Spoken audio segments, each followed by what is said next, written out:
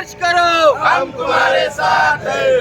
लड़ते गौरव से, अब लड़ेंगे जोरों से, लड़ते गौरव से। अब लड़ेंगे जोरों से। राहुल गांधी आगे बढ़ो, हम तुम्हारे साथ हैं। देश की आंधी, राहुल गांधी, देश की आंधी, राहुल गांधी, देश की आंधी, राहुल गांधी, देश की आंधी, राहुल गांधी, देश की आंधी। राहुल गांधी। जब जब मोदी डरता है, ईडी को आगे करता है, जब जब मोदी डरता है, ईडी को आगे करता है।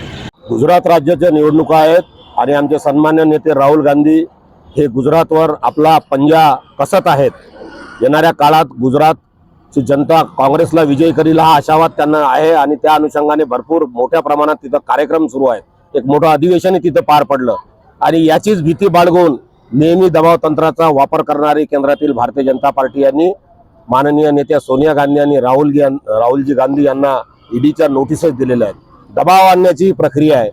हेराल्ड हे खूप जुनं प्रकरण असताना मात्र गुजरातच्या निवडणुका डोळ्यासमोर ठेवून भारतीय जनता पार्टी केंद्रातील सरकार हे राहुलजी गांधी आणि सोनियाजी गांधी यांना ईडीच्या अंतर्गत अडकवू पाहत आहेत।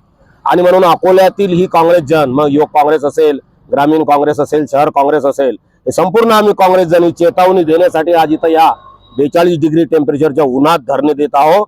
हे आमची चेतावणी आहे की आमच्या नेत्याला जरी केसाला जरी हात लावला आणि कायद्याचा जर असा दुरुपयोग जर तुम्ही करत असाल तर उद्या आम्ही कायदा हातात घेऊ। आम्ही महात्माजीच्या मार्गाने चालणारे आहोत, पण आम्ही आमच्यामध्ये भगतसिंग, सुखदेव आणि राजगुरू आहेत, हेच भारतीय जनता पार्टीने लक्षात ठेवावं।